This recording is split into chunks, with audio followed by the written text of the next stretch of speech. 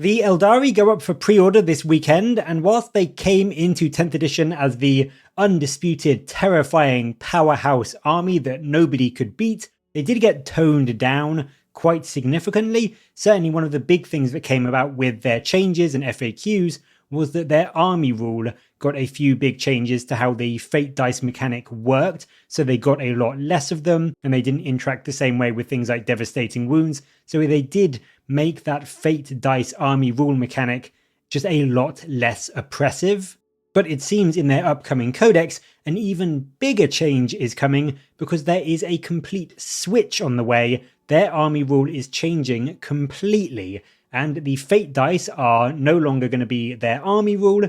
That is instead becoming one of their detachment abilities. And the Aeldari new army rule is back to one of their older rules they've had in previous editions, which is battle focus. Now, in earlier editions, this has always given them some kind of movement, trickery, and shenanigans, like the ability to run and still shoot, or shoot and then run, and duck back into cover to avoid enemy firepower, and that sort of thing. So it has always just been a really good way to make them more mobile and more maneuverable. And this edition, the ability of battle focus gives them the option to generate a number of tokens based on the battle size. So you get 2 for an incursion game, 4 for a strike force, or 6 for an onslaught sized game, and they can be used over the course of a battle round to essentially get you some mini stratagem style abilities for your units. Now, these abilities are called Agile maneuvers, and they do tend to focus around improving your mobility and just getting around the board a bit faster, but you generate them each battle round, and then you lose them if you don't spend them all at the end of the battle round. So they're like a replenishing mechanic, unlike the fate dice, which were just, you got them all at the start of the game, and then you had to use them over the course of the game. So this does replenish each battle round, but you do get, in a strike force game, as I said, 4 to play around with. There are some restrictions, of course. A unit can only perform 1 agile maneuver per phase, and you also can't use the same one more than once per phase unless you get specifically told you can. And you also can't, as I said, stack your battle focus tokens, so at the end of the battle round, any that you don't use are removed.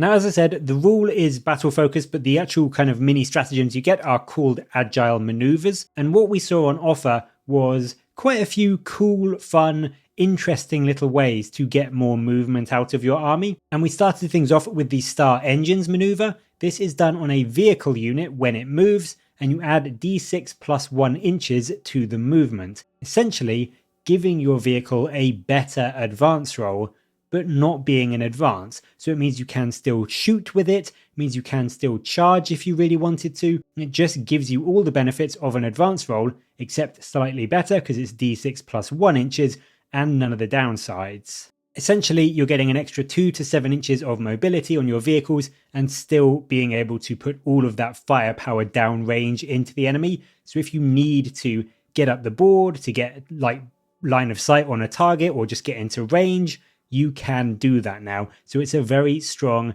very useful bonus to put onto a vehicle. If instead you have a squishy melee unit that you really want to get into combat, like Howling Banshees, then Flitting Shadows is a maneuver that you can use after a unit has moved or charged, or it arrives via reserves or something like that. Essentially, when the unit has made any kind of move and the enemy would normally be able to select it for Overwatch, they can't. Flitting Shadows flat out denies the enemy using Overwatch against your unit. So if you are desperate to get onto an objective, or you've had a unit that has just deep struck in, or you are trying to attempt to charge and you are worried about a big scary enemy unit that maybe hits on 5s in Overwatch or has a load of flamers to fire into you, this can massively save your unit and is going to make some of your squishier things like the aforementioned Howling Banshees just so much more durable as they're getting up the board and trying to get into combat. You also get the maneuver Fade Back. This is done in the enemy shooting phase. After a unit of yours has been shot at by the enemy, you can make a d6 plus 1 inch move. So you can either put this on a unit to get them out of range of any further shooting, or get them behind cover to get some more protection from any more shooting, or you could use it to get them up the board a bit, maybe move them onto an objective or just get a bit closer to an enemy unit.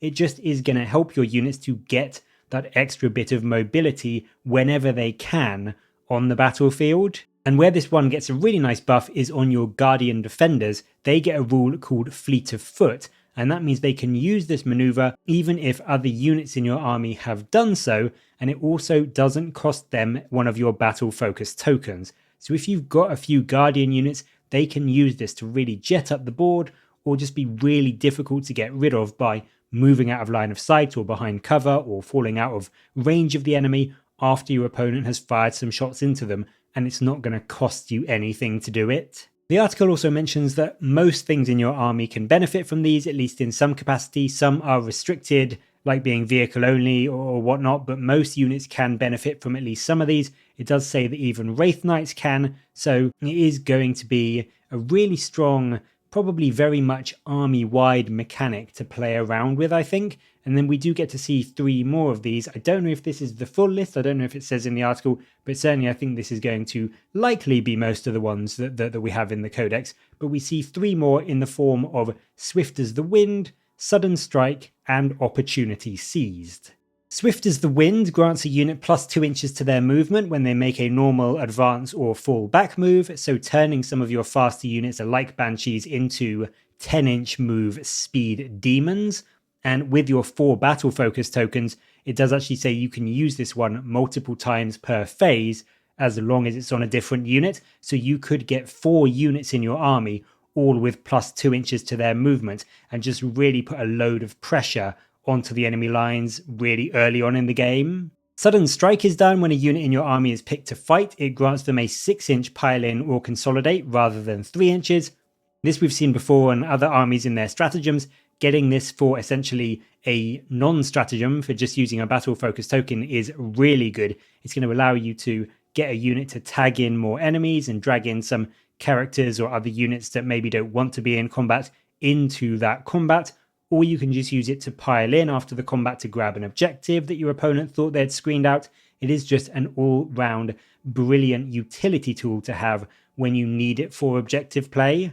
Finally, we also see Opportunity Seized. This is done when an enemy unit ends a fallback move. You can pick a non-Titanic unit that was within engagement range of that unit at the start of the phase, and that unit can move d6 plus 1 inches. So if the enemy tries to get away from you, you can just chase them down and really threaten them with another point-blank unit right up against them ready to charge next turn. Or you can potentially use this to be a bit more cagey or defensive. Use it to move behind cover if the enemy tries to leave you exposed in the middle of the battlefield or something, or just use it to try and get onto an objective that was nearby and you weren't quite on. If the enemy falls back, you can then turn that to your advantage by trying to take an objective that they had. So I think in general the rules may not be as overtly powerful as the old Fate dice, but getting essentially 4 free mini stratagems in a Strike Force sized game per battle round is, in my opinion, just so good. And on an army like Aeldari that really does live and die by its speed, just getting those extra moves or that extra movement, the bonuses to your pile-ins and your consolidations, the ability to turn off Overwatch, they are just so useful to have and such powerful abilities to bring to your army to make sure as much of it can get where you need it to be, get into combat as easily as possible, and just be up in the enemy's face as quickly as you possibly can. I think it really is a solid army rule to play around with, and I think if you use it well, it's going to turn your Aeldari army into even more of this absolute horror with just how quickly they can overrun your opponent's lines, get onto those objectives, and also just be impossible to pin down. So I really like it. I do like the fact that they still do have the Fate dice mechanic as a detachment rule, so you haven't lost that completely, but I am interested to see how some of the other units interact with this, how some of your other faster units like the jet bikes and that sort of thing will benefit from a lot of these, as well as how some of your slower units like your Wraith Guard, they can apparently benefit from this too, as long as they've got a Spirit Seer with them. So how much better they are going to be when they can take advantage of this extra movement. But that's going to be it for this video. I'd love to know what you make of this army rule and which of the Agile maneuvers is your favourite out of the bunch from the Warhammer community article. Let me know your thoughts down in the comments below. And as always, thank you very much for watching. Please do like and subscribe for more Warhammer content from me. But until next time, I'll catch you later, guys.